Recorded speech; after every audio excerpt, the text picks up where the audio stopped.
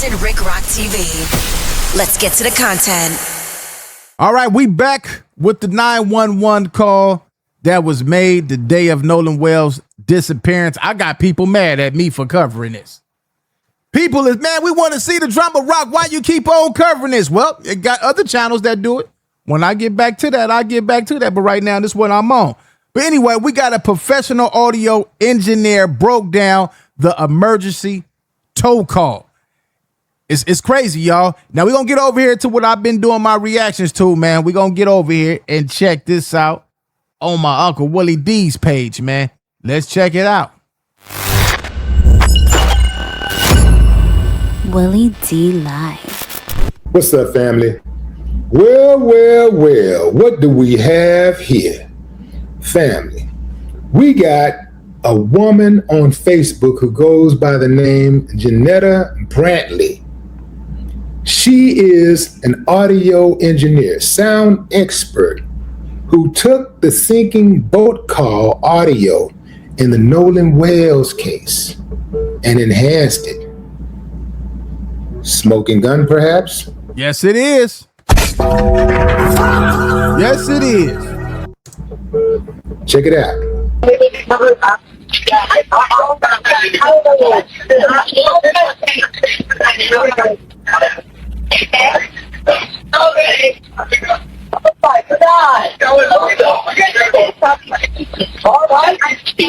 Hey, we're at the west tip of Horn, and our bilge pump stopped working. We're sinking. Can you all please come? We have a membership. Shut up! Shut the fuck up! Bart. Now, y'all heard that. He said, shut the F up to a guy named Bart. Oh, they didn't find out who Bart was. Nobody said nothing about Bart being on this boat until they cleared up this audio. Y'all hear that, fam? Did y'all catch that? Let me tell you what I heard. Can we cover it up? Yeah, I thought all about that. Another person go, oh. Another person said, you killed him. He's already dead. Is he dead? And then you hear the person yelling, Nolan. And then you hear somebody say, oh my God, Nolan, wake up. Then you hear somebody scream, Wyatt. And then they say, wake up. Get the F up. And then you hear very clearly, damn it, Bart. Shut the F up. And then No-No's really dead now. Come on, fam. Come on. Now, why the lawyer haven't played this audio yet? Why haven't he said anything about this audio? This is the emergency phone call. They need to go get this actual phone call, this recording. They need to do that ASAP. Come on. Why is it that the internet, the public, seems to be more interested in this case, in solving this case, than law enforcement? This is the work that law enforcement should be doing.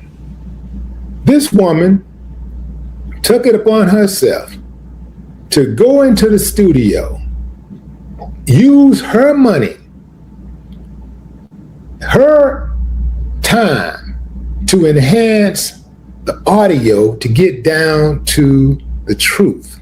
And they could do a better job than that. They could make it where it's more clear than that. They could put some professional engineers on this and mix it up like they do a Beyonce album. In the Nolan Wells mystery.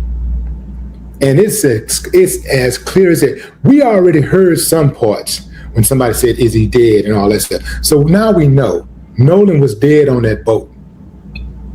He was dead on the so-called sinking boat. Nolan was dead. We know now for a fact.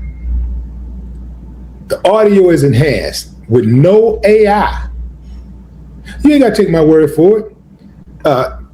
I'll let Janetta speak for herself. Before I play this, I want to quickly explain what I did, what you're looking at on the screen, and why I chose to approach this audio the way that I did. Now, this is the thing right here, y'all. Like he said, you got more people on the internet trying to solve it than the actual police department trying to solve it. Do y'all think it was safe for this woman, even though it's too late now? Do y'all think it was safe for her to come out and reveal who she was? Do y'all think she should have just put the audio up without her face being shown? What do y'all think? As a professional audio engineer with experience in dialogue editing, dialogue cleanup, sound design, and post-production, I decided to work on that CTO call using traditional audio processing techniques rather than relying on any AI voice separation or AI enhancement.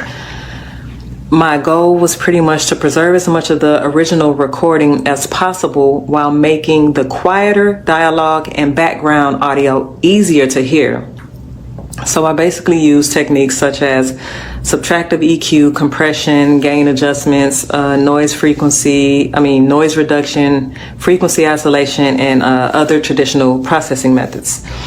So what I did was I separated Vicky, the CTO dispatcher, from Warren and the audio originating from the boat so that I can concentrate more closely on what was happening behind and around Warren, pretty much on the boat. And I specifically chose not to rely on AI because aggressive AI enhancements and voice isolation tools can sometimes introduce artifacts and distort the speech or create ambiguity around the sounds that were originally present. And for something this serious, I wanted my processing to remain as conservative as possible. We don't think you lying because there's an actual audio, the one that you using, came from the dispatcher.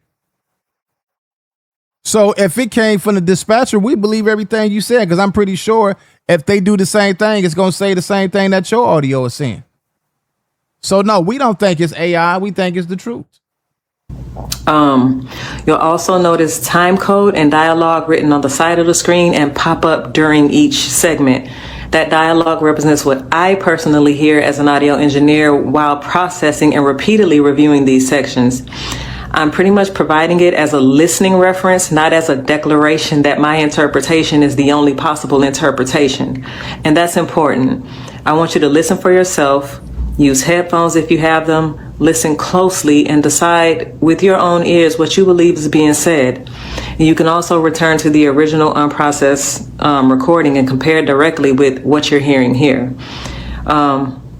You'll also notice that my time code may not match the regular timestamp on the original uploaded video. And that's because I'm working inside a professional post-production timeline, a digital audio workstation, basically using SMPTE time code, which in film that's displayed in hours, minutes, seconds, and frames. Film and TV timelines are completely different from timestamps that you see when you're watching regular videos or when you're watching a movie and you hit pause. So basically the time code on the screen is there to identify the precise location within my working session, not to represent the elapsed timestamp displayed by the original video player. And I hope that makes sense. For this first video, I'm sharing only approximately 37 seconds of the call. I originally intended to continue much further, but once I separated the dispatcher from the boat and started concentrating exclusively on the background dialogue, what I believed I was hearing became extremely difficult for me to process emotionally, and I needed to take a mental break. Now, y'all need to find Nolan Wells' lawyer. I need to find his mother, and everybody need to send this to them. I'm pretty sure they already got it. It already hit TMZ. This didn't hit TMZ, so I'm pretty sure that the family already got it. But I wanted to release this portion because some of the details that stood out most to me occur very early in the call, like right at the top of the call. And so I'm gonna let the audio play. Read my transcription if you want to reference, but don't allow it to determine what you hear. I want you to listen first, listen again, compare it with the original recording, and then judge it with your own ears.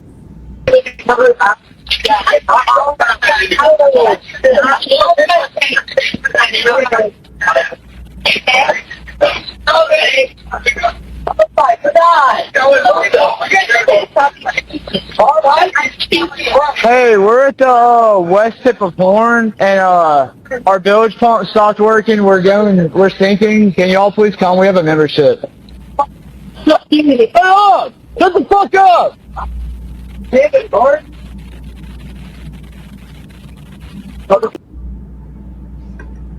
Damn it, Bart. That was crazy. That was crazy right there, man. Yeah. So he didn't wander off with this woman that they said they left him. He's going to ditch another ride. That whole story didn't even sound right. Now, I wonder why the other guy who we've been doing reactions to haven't covered this audio, because it sounded like he was trying to take up for these dudes. Now, what he got to say now? He need to go do his homework and find out for himself, listen to this audio, and then bring all them back up in there and question them guys again and say, well, what's this about? What's this about? And let them explain it. Now, Bart, they said, was supposed to be out of town or something like that. Now, remember, let's go back to this interview. Let's go back to this interview right here of this guy. Remember this guy right here? That's Warren Hudson. And I bet you, I could bet any of y'all, after this audio right here, you would not see neither one of these guys who been getting interviewed pop back up on this internet. If you pull them back up on this internet and ask them any questions, it might be good, because now they caught up. It's already recorded.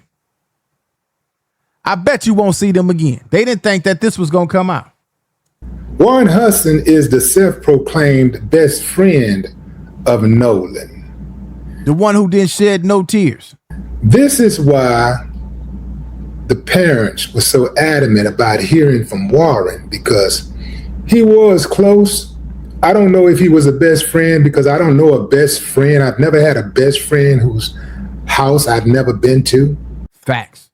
You know, if I had a best friend, you know, I had been to his house. Like, when I think about best friend, like, I never had a best friend whose house I'd never been to. But by his own admission, he had never been to Nolan's house, but they've been best friends since middle school. Go figure. I think he may even have said elementary, right? In any event, in the interview, this guy, Warren Hudson, said, my buddy. You remember, he kept saying my buddy. He wouldn't say the name of the friend. Everybody else's names he called out, but he didn't say the name. He kept saying my buddy, as if he was trying to protect somebody. So it appears to me that Bart is the person he was likely trying to protect. Yeah, fam. Yeah, now we getting down to the nitty-gritty. Yeah.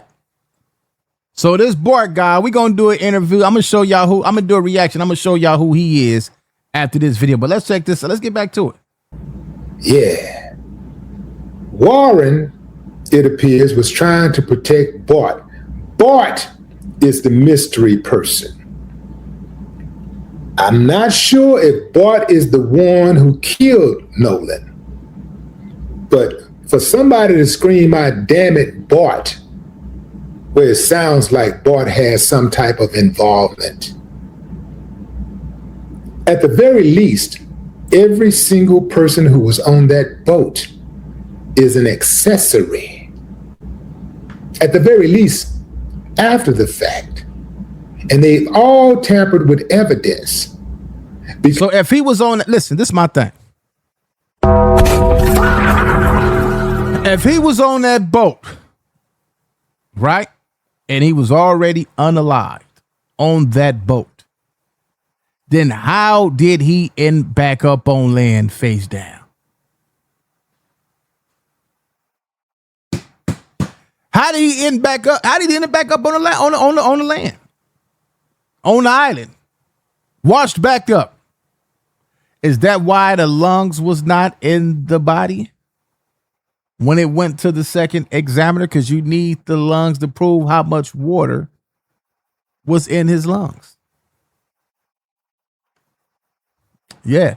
Is that why the throat was missing? These are serious questions that need to be answered. Yeah. What do y'all think after hearing this? Now that you heard the audio a little clearer, what do y'all think after hearing this? Leave y'all thoughts in the comment section, man. Keep sharing the video. That's all I ask y'all to do. Keep sharing the video, man. Like, comment, share, and subscribe. It's Compton Rick Rock TV. I'll catch all of y'all on the next one. I'm about to drop another one to show y'all who the guy Bart is. I'm gone. Like, comment, share, and subscribe to the channel, Compton Rick Rock TV. Also, hit that notification bell and catch every video when I drop.